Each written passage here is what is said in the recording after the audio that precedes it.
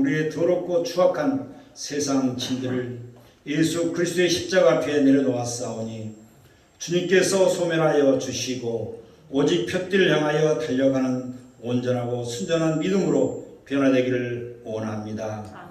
이 시간은 그리스도의 은혜로 말미암아 참으로 귀한 위로와 안식, 희락과 평안으로 채워주시길 원합니다. 주님, 금년도 한 해 벌써 2달여밖에 남지 않고 있습니다. 주님께서 연초에 결단하고 기도하는 모든 일들을 주님께서 열매 맺게 하여 주시기를 간절히 원합니다.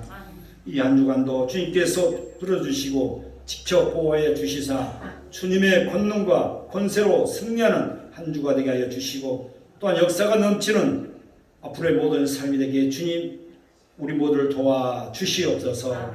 하루하루가 아직도 하루하루에 우리가 전하지 못한 생명의 말씀을 전파하는 아름다운 입술이 우리 입술이 되게 하여 주시고 또 권능의 말이 되게 하여 주시어서 하나님 나라가 확장되며 또한 교회가 부흥하는 놀라운 표적을 보게 하여 주시기를 간절히 원합니다. 코로나로 인해서 수고하는 자도 너무나도 많이 있습니다. 또한 병들어 아버지 힘들고 고통 중에 있는 자도 있습니다. 그 모든 식구들에게 주님께서 한량없는 은혜를 베풀어 주시옵소서. 이 시간도 사각지대에서 가난과 질병으로 힘들어하는 또한 죽어가는 영혼들을 주님께서 기억하여 주시고 그들에게 사랑의 손길을 주님께서 더하여 주시사 생명의 말씀을 통하여서 주의전으로 인도하여 주시옵소서.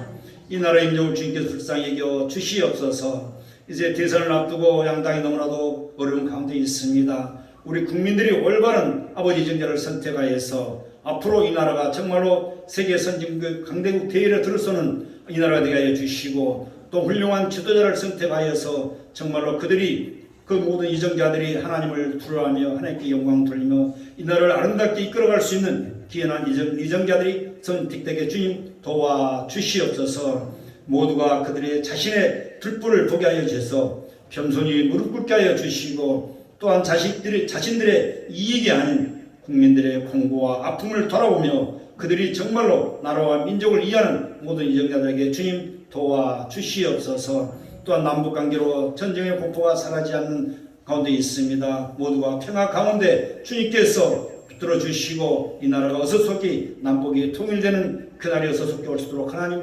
도와 주시옵소서.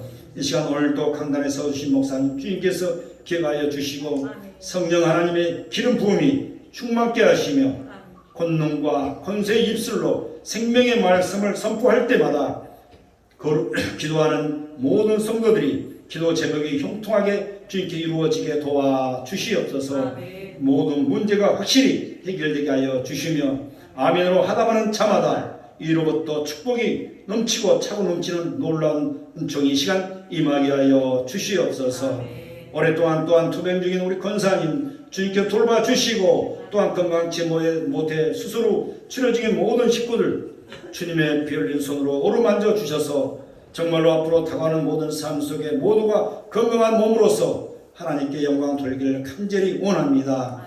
사랑하는 모든 자녀들 직장 일터에 주님께서 축복하여 주시고 아브라함에게 주셨던 성사대 축복이 그들에게 임하게 하여 주시옵소서.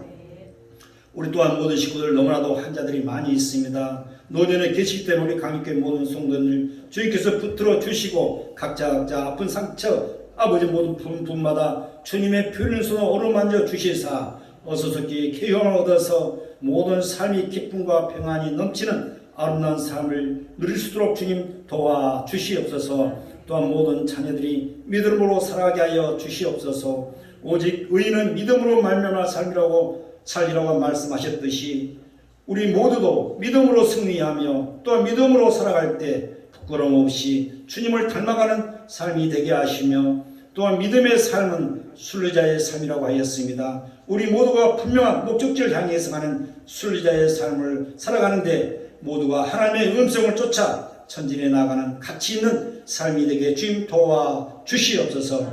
우리 강육교회가 반석에 세운 아버지 집이 되게 하여 주시며 모든 성도님들이 하나님 중심 예배를 소중히 여기며 서로 사랑하는 성도들이 되게 하여 주시옵소서. 오늘도 우리 모두가 바라고 원하는 간구하는 모든 것을 하나님께 다 들어온다고 줄 믿사오며 거룩하신 예수님의 이름으로 간절히 기도드리옵나이다. 아멘.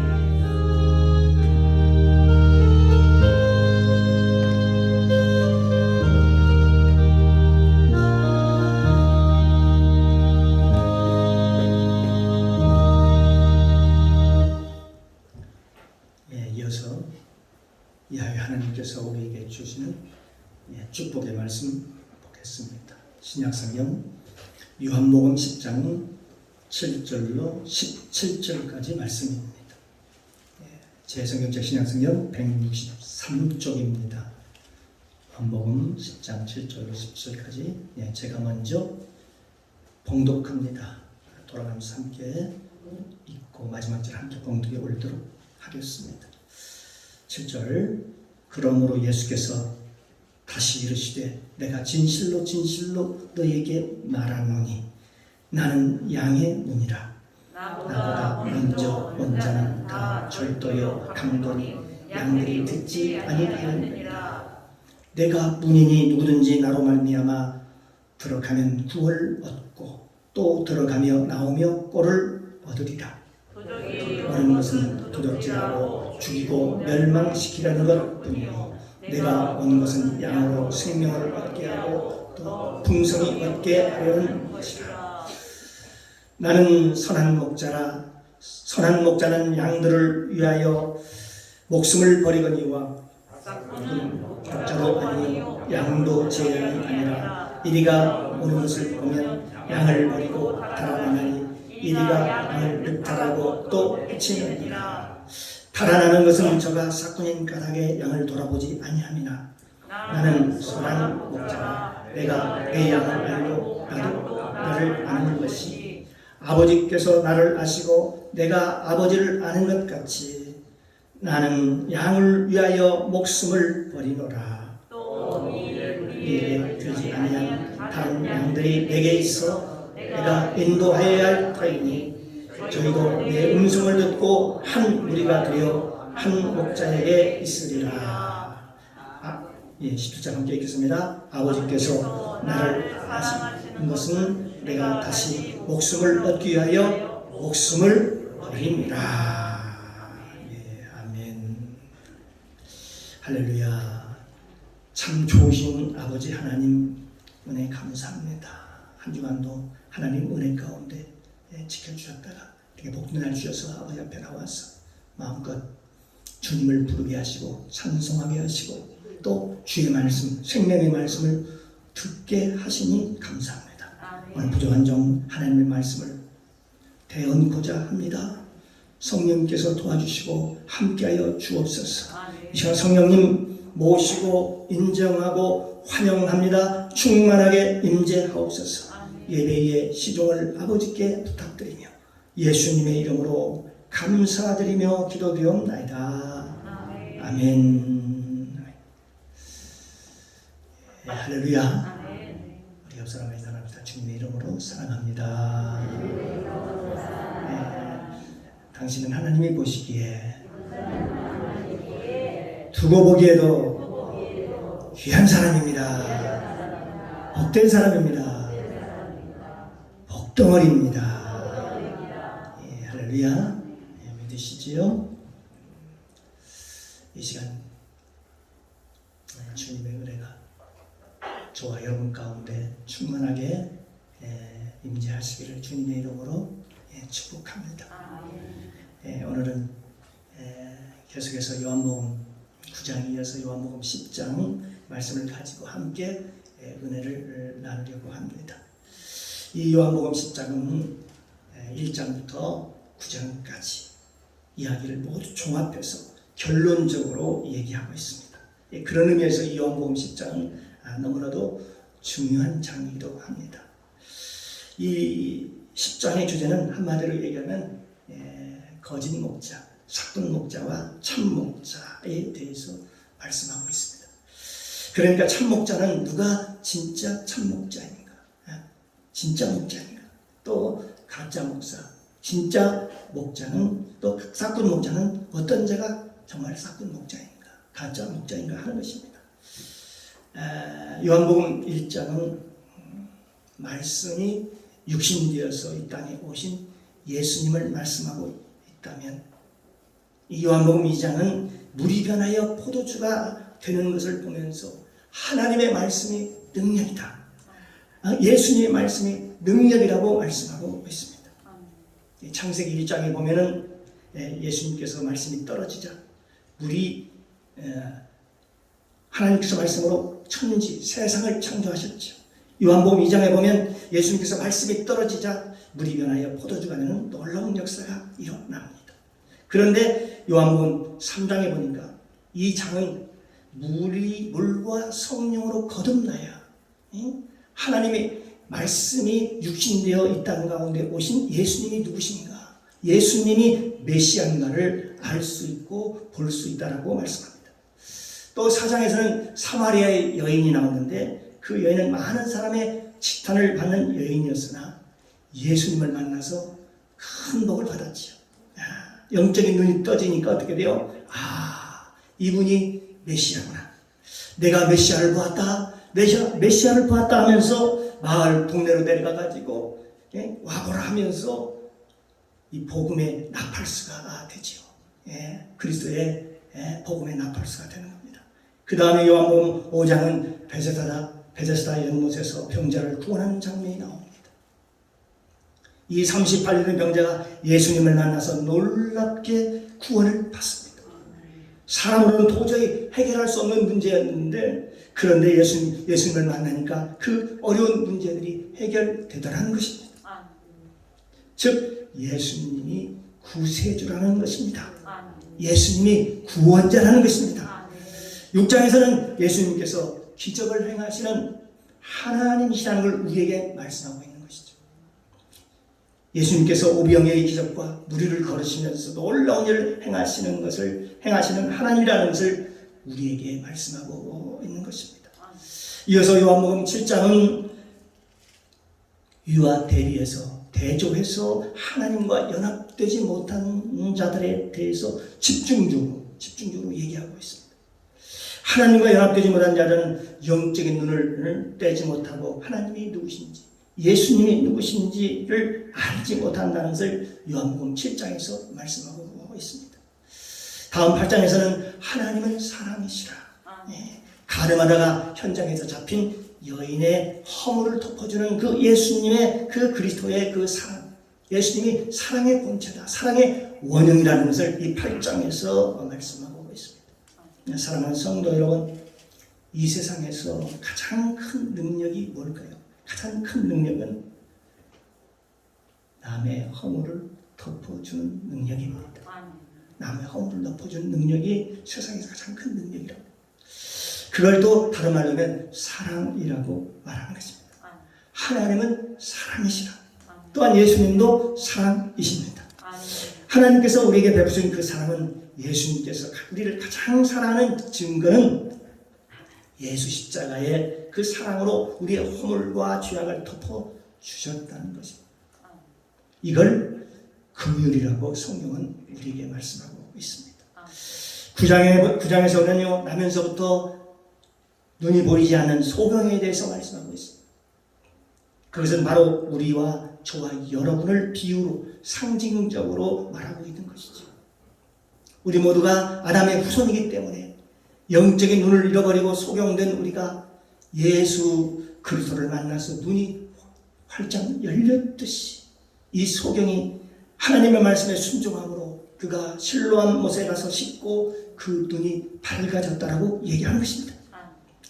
그가 말하기를 그가 처음에는 예수님을 뭐라고 얘기합니까? 그 사람이라고 얘기를 합니다. 그랬다가 두 번째 점차 달라집니다. 두 번째는 예수님을 선지자라고 얘기했다가 마지막 세 번째는 그분이 메시아다, 그분이 그리스도다라고 고백하는 장면이 나옵니다.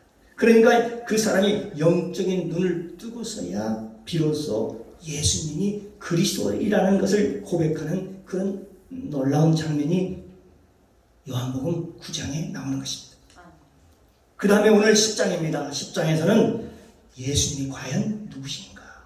예수님이 과연 누구신가 하는 것입니다. 이 땅의 영적 지도자라고 말하는 그 당시의 바리새인과 서기관들은 과연 누구고, 또 예수님은 누구신가? 그리고 참 목자와 거짓 목자, 싹군 목자에 대해서 분별함으로 1장부터 9장까지 전체적인 내용을 결론을 내리는 장이기 때문에 이 10장은 매우 중요한 장이기도 합니다. 오늘 10장에 대해서 이번 주와 다음 주에 두 번에 걸쳐서 말씀을 같이 나누려고 합니다. 오늘 첫째는 가짜, 싹군 목자에 대한 얘기를 하려는 것이지요. 이 가짜 목자에 대한 이야기는요, 예수님께서 10장에서 아주 간략하게 말씀을 하고 있지만 이에 대한 말씀은 구약에서 여러 곳에서 총체적으로 말씀하고 있습니다. 예수님께서는 이 요한복음 10장을 말씀하실 때 그 배경은 구약의 에스겔서 34장, 그리고 에레미야서 23장, 그 다음에 스가랴서 11장의 그 배경을 두고 예수님께서 말씀하셨습니다. 여기 보면 이스라엘이 타락하고 망한 이유는 어떤 정치인들이 정치를 잘못해서 망하는 것이 아니라고 합니다. 또한 경제 전문가가 잘못하여 나라가 망한 것도 아니고, 학교 선생님들이 잘못 가르쳐서 나라가 망한 것도 아니라고 얘기를 합니다. 이 나라, 이스라엘 나라가 망한 이유는 그 당시 종교 지도자들이 타락하여 결국은 이스라엘 백성을 음해하고 우둔한 백성으로 만들었기 때문에 결국은 하나님께 버림을 받았다라고 그렇게 성경은 말씀하고 있습니다. 그래서 에스겔서에서 예수님께서 그 에스겔서 34장의 근거를 두고 이 말씀을 하셨습니다. 에스겔서 34장 2절 이하를 보면은 이스라엘 목자들은 화가 있을지언정, 오늘날은 목사를 얘기하겠죠. 목회자를 얘기하겠죠. 사실 저도 목회자 한 사람으로서 말씀을 전할 때 또 이 말씀을 준비하면서 굉장히 묵직한 생각도, 많은 그 책임감도 느끼고 두려운 생각도 듭니다. 단에서 말씀을 선포한다는 것이 얼마나 이게 쉬운 것 같지만, 왜냐하면 그 말씀에 대한 책임을 지고 본을 보이는 삶을 살아야 하기 때문에 그렇습니다.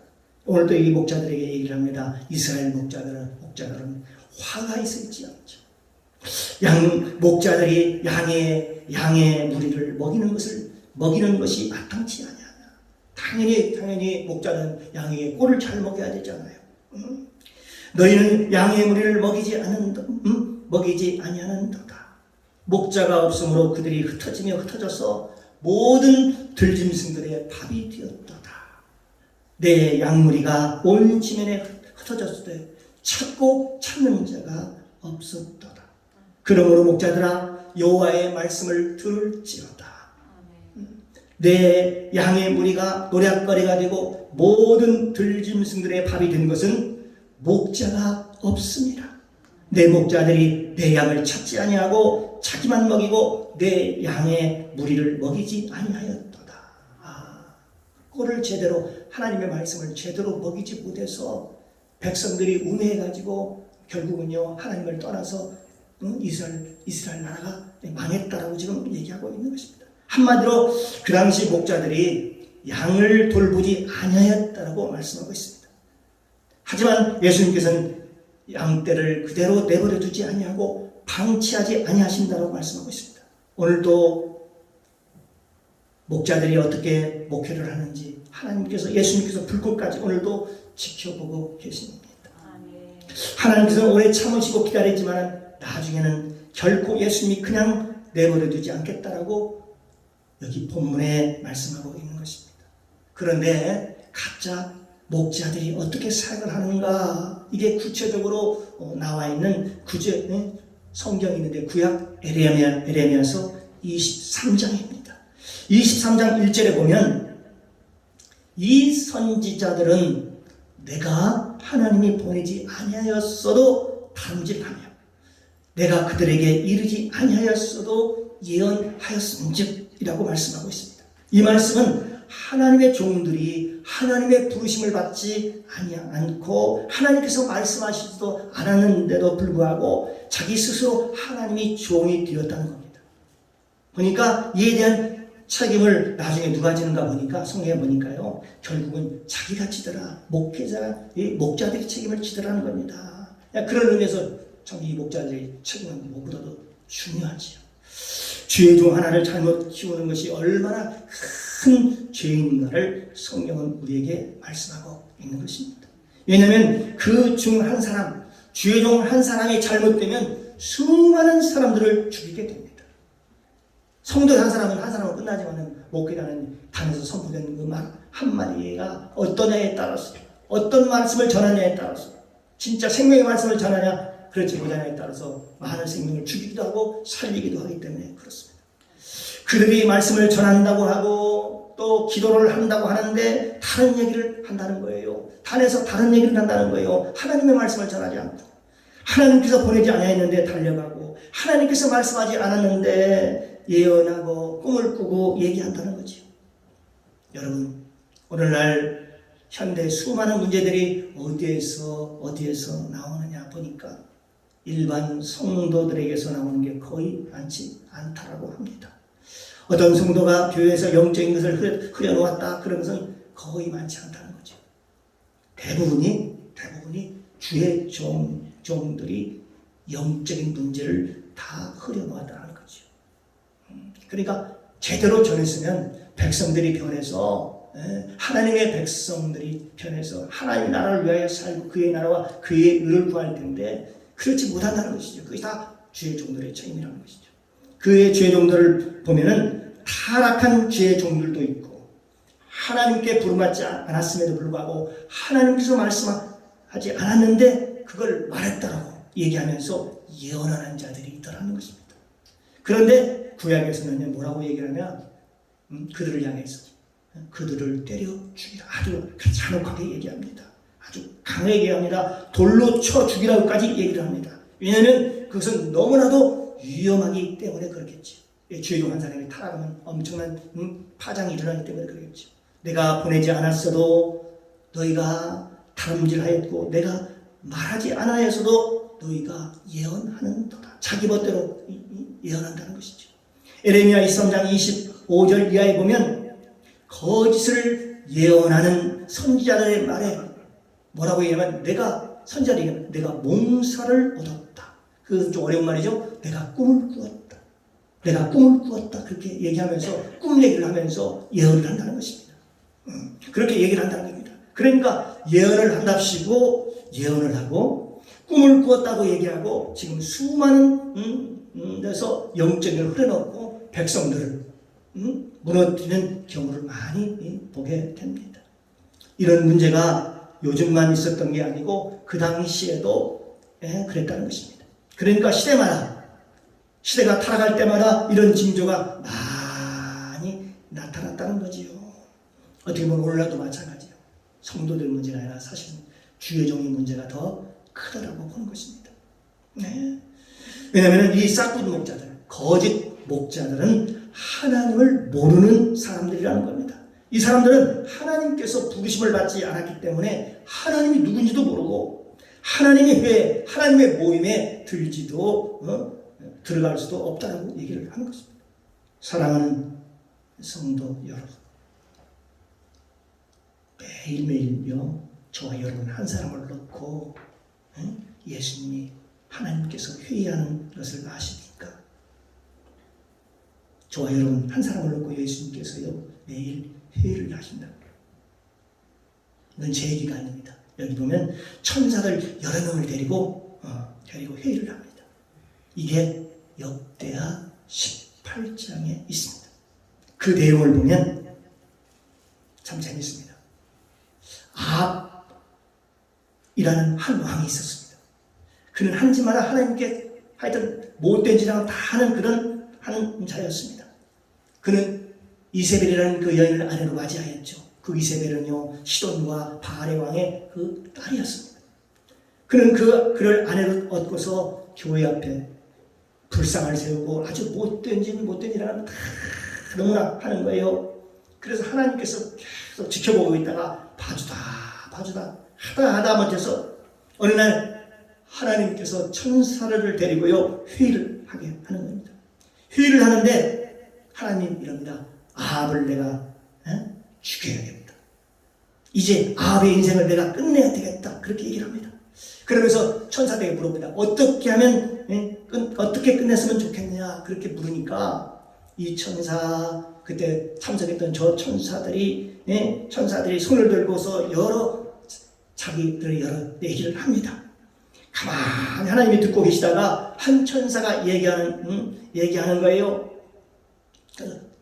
제가 끝내겠습니다. 제가 손을 보겠습니다. 그래, 네 방법이 어떤 방법이냐 하고 묻습니다. 그때 천사가 얘기를 합니다. 내가 거짓 영이 되어서 저 가짜 목자들한테 내가 들어가겠습니다. 그리고 그 가짜 목자들이 기도할 때에 내가 그들에게 환상을 보여주겠습니다. 거짓 환상을 보여주겠습니다. 그래서 전쟁에서 대성하는 환상을 보여주겠습니다. 그들에게 꿈을 꾸게 하겠습니다. 내가 거짓 영으로 그들에게 들어가서 꿈을 꾸고 승리하는 그런 꿈을 꾸게 하고 환상을 내가 그 거짓 선지자들에게 거짓 목자들에게 보여주겠습니다. 그렇게 얘기합니다. 그러면서 결국은 그래서 그렇게 해서 그를 전쟁터로 데려다가 내가 죽이겠습니다. 그렇게 하나님께서 그렇게 얘기하니까 하나님께서 그래 네가 참 지혜롭구나. 그렇게 하도록 해라. 그렇게 허락을 합니다. 그래서 하늘의 천사들이 거짓 영이 되어서 거짓 목자들에게 속으로 들어갑니다. 그들이 기도만 하면 전쟁에서 승리하는 그런 환상이 보이는 거예요. 그러니까 그 가짜 목자들이 얘기하는 거예요. 이번에 전쟁에 나가면 반드시 승리합니다. 반드시 이깁니다. 이렇게 얘기합니다. 그때 아왕이 옆에 위에 있던 그 유다왕 여호사밧 왕에게 함께 전쟁에 나가기를 권유합니다. 함께 나가자고 얘기를 합니다. 그때 유다왕 여호사밧 그 왕이 아무래도 이상한 거예요. 그래서 싶어서 다른 사람은 없느냐라고 묻습니다. 모두들 전쟁에 나가면 다 승리한다고 얘기를 하는데 다른 선지자는 없냐라고 그렇게 묻습니다. 그러니까 아합이 왕이 말입니다.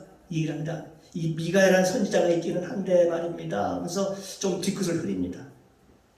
그 친구는 내가 물어보기만 하면은 꼭 나에게 불리한 이상한 얘기를 해가지고 내가 부르지 않는다라고 그렇게 얘기를 하면서 그렇게 얘기할 때 그때 여호사밧 왕이 그래도 한번 불러봅시다 그렇게 얘기를 해가지고 그를 부릅니다. 그래서 그에게 물어보기를 이 전쟁이 어떻게 되겠느냐라고 물어보니까 그 선지자가 이렇게 얘기를 합니다. 당신은요 이 전쟁에 나가면 죽습니다. 그때 그 옆에 있던 가짜 목자들이 우리가 환상을 보았는데 전쟁에서 승리하는 대승하는 그런 꿈을 보여줬다는 것입니다. 환상을 보여줬답니다. 어떻게 그렇게 불행한 징조를 네가 말할 수 있느냐라고 하면서 가짜 목자들이 너 그럴 줄 알았다 하면서 그의 뺨을 때리고 그를 아주 핍박을 합니다. 그때 왕이 그래 그러면 그렇지 네가 그럴 줄 알았어. 당장 저놈을 당장 감옥에다가 가둬라 그렇게 얘기를 합니다. 그리고 내가 전쟁이 끝나고 나서 다시 돌아오면 내가 저놈을 내가 가만두지 않겠다 얘기를 합니다. 그때 미가야가 얘기를 합니다. 당신이 전쟁터에서 돌아올 것 같으면 내가 아예 이 말을 내가 하지 않았을 거예요. 라고 얘기합니다. 당신은 전쟁에서 돌아오지 못하고 죽는다. 미가야 선지자가 그렇게 예언을 하죠. 그래서 그 예언대로 사실은 실제로요 가짜 목자들의 얘기를 듣고 전쟁에 나가서 아방이 죽게 되거든요.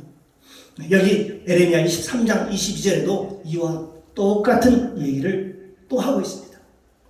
22절에 보면 그들이 만일 나의 회의에 참여하였다면 내 백성에게 내 말을 들려서 그들로 악한 길과 악한 행에서 돌이키게 하였으리라. 나의 천상회의에 참석했더라면 그들이 하나님의 뜻과 하나님의 마음을 알아서 백성을 돌이켜서 하나님의 길로 그리고 옳은 길로 가게 한다라고 성경은 우리에게 말씀하고 있습니다. 사랑하는 성도 여러분, 이 가짜 목자의 특징이 뭐냐? 오늘도 비슷한 그런 일이 일어나고 있죠. 대개 보면요, 그 시대에 정치적으로나 사회적으로 중앙 무대에 서서 날마다 매스컴을 타고 TV에 나오기도 하고 많은 사람들에게 너무나도 이름이 잘 알려져 있는 경우를 보게 됩니다. 그래요. 목자가 큰 명예가 있고 사회적으로 처명 인사로 크게 알려지는 것이 그리서 좋은 것은 아닌 듯합니다. 왜냐하면 목자는 항상 양들과 함께 있어요. 또 양들에게 좋은 꼴을 먹이는 게 바로 목자의 사명이기 때문에 그렇습니다. 그러므로 만군의 여호와 내가 선지자에 대하여 이같이 말하노라 그러면서요 에레미야 23장 15절에 보니까 보라 내가 그들에게 쑥을 먹이며 여기 보니까 그들에게 쑥을 먹인다는 좋은 걸 먹이지 않는다는 거죠. 쑥을 먹이며 독한 물을 마시리니 이 사학이 예루살렘 선지자들에게로서 나와서 온 땅에 퍼짐이라 그렇게 말씀하고 있습니다. 그러니까 이스라엘 나라가 망한 것은 그리고 이 세상의 죄악이 관영하는 것은 정치를 잘못해서 그리고 선생님들이 뭘 잘못 교육을 시켜서 또 아니 경제인들이 뭘 잘못해서가 아니라는 것입니다. 이들이 이 세상을 더럽히는 것이 아니라 그러니까 예루살렘으로부터 즉 중앙으로부터 죄악이 퍼져서 온 땅으로 퍼져나갔다는 것입니다. 이 얘기는 무슨 얘기입니까? 예루살렘에 있는 그 선지자로부터 그들이 타락으로 말미암아 그 사상과 죄악이 온 땅에 퍼져서 이렇게 나라가 망하게 되었다. 그렇게 얘기를 합니다. 이 거짓 목자는 세 번째 특징을 가지고 있는데요. 그 특징이 에레미야 23장 17절에 있습니다. 항상 그들이 나를 멸시하는 자에게 이르기를 하나님을 멸시하는 자에게 이르기를 너희가 평안하리라. 또 자기의 마음에 강팍한 대로 행하는 완악한 대로 행하는 모든 사람들에게 말하기를 뭐라고 했냐? 재앙이 너에게 내리지 아니하리라. 재앙이 너에게 임하지 아니하리라. 그렇게 얘기를 한다는 것입니다. 그러니까 하나님을 믿지 않는 자, 하나님이 어디 있어 하는 자들에게 즉 하나님을 멸시하는 자들에게 말하기를 뭐라고 얘기를 하냐? 너희가 평안하리라. 평안은 누가 주지요? 평안은 하나님이 주시지요? 네. 여러분 이 세상이 아무리 정치, 경제, 사회, 문화, 국방 모든 분야에 튼튼하고 경제적으로 성장하고 정치적으로 안정되고 힘이 있다 하더라도 하나님의 성령이 떠나면 아무것도 아니라는 것입니다. 하나님 볼 때는요 인정하지 않는다는 거죠. 네, 그렇습니다. 아니 추풍낙엽처럼 그 나라가 흔들리고 그냥 무너지게 되어 있다는 것입니다. 그럼에도 불구하고 거짓 목자들이 하는 얘기가 하나님을 믿지 않고 하나님한테 거역하고 하나님께 반역하는데도 불구하고 그들에게 이르기를 뭐라고 이러냐? 괜찮다. 너희가 평안할지어다. 그렇게 거짓말을 한다는 거지. 사랑하는 성도 여러분, 목자의 사명은요 어떤 사명일까요?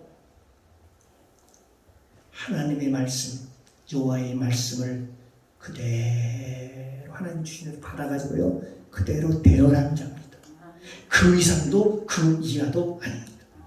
그런데 거짓 목자들이 하나님을 멸시하는 자에게 가서 하나님을 알지도 못하고 한마디로 교회에 충성도 하지 않고 교회에 다니지도 않는 사람들에게 가서 재앙이 너에게 임하지 아니하리라. 지금 악한 데로 가는데 왜 재앙이 임하지 않겠습니까? 하나님의 분노와 심판이 반드시 임하지요. 그런데도 불구하고 그들은 돌이키지 않는다는 거죠. 세 번째로 에레미야 23장 13절에 보니까 내가 사마리아 선지자 중에 우매함이 있음을 보았나니 그들은 바알을 의탁하고 예언하여 내 백성 이스라엘을 그릇되게 하였고, 그러니까 거짓 선지자들은요 바알을 그 당시 의탁하고 백성들을 그릇되게 했다 그렇게 얘기합니다. 내가 사마리아 선지자들 가운데 우매함을 보았나니 그들은 바알을 의지하고 예언하여 내 백성 이스라엘을 그릇되게 하였고 이스라엘 백성들을 그릇되게 만들었다는 것입니다. 누가요? 그 당시 거짓 선지자들이 했다는 것입니다. 그래요. 이 바알 신앙은요 바로 기복 신앙입니다. 기복 신앙. 축복 같은 건 축복 신앙입니다. 사랑하는 성도 여러분, 오늘 우리가 이 자리에 나온 것은 우리가 분명히 알아야 됩니다. 축복받기 위해서 나온 게 아닙니다. 하나님을 하나님 되게, 하나님을 제대로 알기 위해서, 그리고 예수님이 누군지를 알기 위해서 나온 줄로 믿습니다. 우리가 하나님을 알고 하나님과 함께 살면 축복은 거저 따라오는 겁니다. 축복은 거저 따라오는 거예요. 신명기 28장에 보니까 너희가 내 말을 듣고 지켜 행하면 들에 가면 들이 복을 받고 집에 오면 그 집이 복을 받고 외양간에 가면 저 외양이 복을 받으리라. 그렇게 말씀합니다. 우리가 뭘 빌어서 복을 받는 게 아니라 우리가 하나님과 함께 하면 복을 받는 거예요. 우리가 하나님과 함께 살면 그저 복을 받는 것이지 교회에 나와서 몇 시간 기도해서 얼마 동안 무슨 공로로 받는 것이 아니라 하나님의 축복과 구원은 하나님의 은혜로 받는 것입니다. 거저 받는 거예요. 예수님이 우리를 사랑하사 십자가에 돌아가시고 피 흘려 죽으실 그 은혜로운 그 보혈의 공로로, 그 보혈의 피의 공로로 우리가 구원받았습니다. 로마서 8장 32절에 보면 자기 아들을 아끼지 아니하시고 모든 사람을 위하여 내어주시니까 어찌 그 아들과 함께 좋은 것을 우리에게 주시지 않겠느냐. 그렇게 말씀하시죠. 자기 아들을 아끼지 않고 주시니까 너에게 무엇이 아까워서 주지 않겠느냐 하는 것입니다. 그러니까 우리가 며칠 기도해가지고 받고 우리가 그런 게 아니에요. 어떻게 보면 우리가 하나님의 잘못된 길에서 돌이킬 것인가를 깨닫고 잘못된 길에서 돌이켜서 하나님과 함께 살 때에 하나님은 우리의 복의 근원이 되시는 거예요. 그런데 우리 본문에 보니까 너희가 내 백성들을 그릇되게 가르쳤다는 거예요. 축복된 그 기복신앙에 물든 자로 만들어간다는 거죠. 예수 믿고 복받는 거예요. 세상적인 복만 추구하는 사람으로 만들어간다는 것이죠. 하나님은 하나의 헬퍼 정도로 가르쳤다는 거죠. 헬퍼라면 도움을 주는 자입니다. 물론 하나님은 도움을 주는 자입니다. 그러나 그런 하나님만은 아니시죠. 하나님은 만왕의 왕이시고 만주의 주가 되십니다. 예수님이 무슨 사우나의 티켓 정도입니까? 죄를 짓고 가서 또 씻고 죄를 짓고 가서 또 씻고 아니 예수님을 무슨 보혈이 무슨 사우나의 티켓 정도로 알고 계십니까? 그쯤 정도로 생각하는 잘못된 그런 기복신앙인 것입니다. 적어도 그런 것은 아니지요. 우리가 예수 믿는 건 분명히 목적이 분명히 있어야 합니다. 예수 믿는 이유가 있어야 돼요. 그런 거짓 목자들이 양육받는 사람들의 열매가 어떻게 좋은 열매를 맺겠습니까?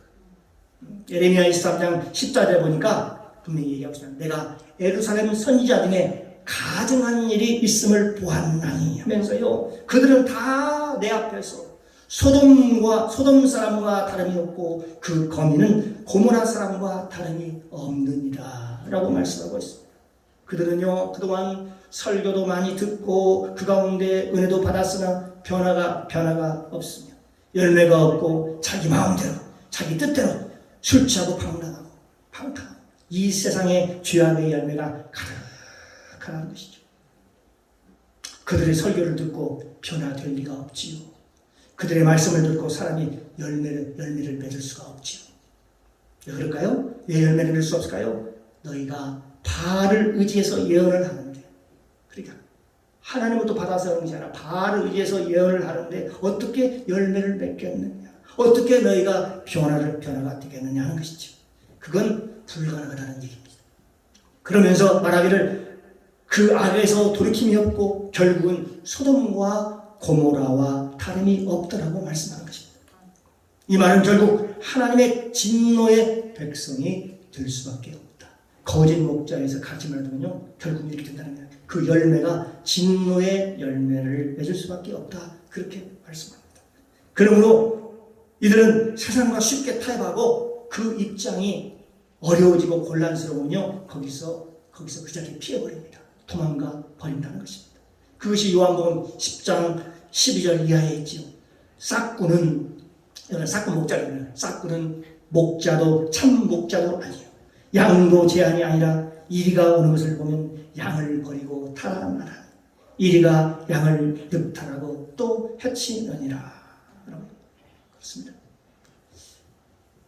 사랑하는 성도 여러분, 가장 좋은 설교가 어떤 걸까요? 그 말씀을 듣고 악에서 돌이키게 하는 것입니다. 하나님과 연합되게, 하나님과 연합된 사람이 되게 하는 것입니다. 그리하여 저와 여러분이 하나님과 연합되어 하나님과 하나가 되어 성령의 열매를 맺게 하는 것입니다. 성령의 열매를 맺지 못하는 신앙은 그 어디에도 존재 의미가 없고 전혀 가치가 없다고 얘기합니다. 하나님이 인정하지 않습니다. 성경은 우리에게 말씀합니다. 갯벌을 알죠? 갯벌, 진벌이라고 얘기하죠. 진벌은 결국 열매를 맺지 못한다라고 성경께서 얘기하고 있습니다. 왜냐하면 그 진벌에는 물이 들어왔다 나갔다 하면서요, 그 땅이 아주 미세한 알맹이가 단단하게 되어서 결국은 하나님의 말씀이 스며들지 못한다는 것이죠.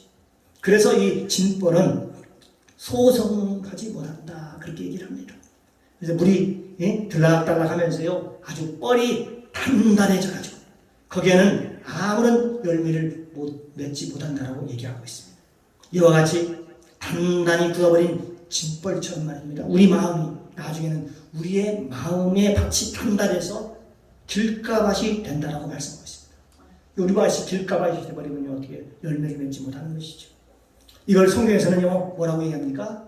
완악하다, 완고하다, 또 단단한 마음이다, 고집센 마음이다, 이렇게 얘기를 합니다. 그러므로 우리가 마음밭을 깊이 갈아엎어서 옥토를 만들려고 선지자들은 계속해서 창세기 이후부터 쭉 계속해서 선지자들에게 얘기를 하고요, 예수님께서 이 땅에 오셔서 우리에게 말씀하셨습니다. 이 요한복음은 간략하게 쓰여져 있는 요한복음 10장은 이 간략하게 쓰여져 있는 것 같지만 굉장히 많은 내용을 담고 있습니다. 포함하고 있습니다. 그래서 오늘은 거짓 목자에 대해서 함께 오늘 은혜를 나누었고요, 다음 주에는 참 목자가 누구인가, 참 목자는 예수님이겠죠. 참 목자가 누구인가에 대해서 함께 살펴보고 은혜를 나누도록 하겠습니다. 기도하겠습니다. 사랑의 주님, 감사합니다. 오늘 선포된 말씀을 통해서 하나님의 귀한 뜻을 깨닫게 하시니 감사드립니다. 오늘 이 시대에 싹돈 목자, 거짓 목자가 아니라 선한 목자가 되어 양들에게 좋은 꼴을 먹임으로 변화받게 하고 귀한 열매, 선한 열매 많이 맺을 수 있도록 도와주옵소서. 많은 사람들을 옳은 대로 인도할 수 있도록 성령 하나님께서 함께 하옵소서. 감사드리며 예수님의 이름으로 기도드리옵나이다. 아멘.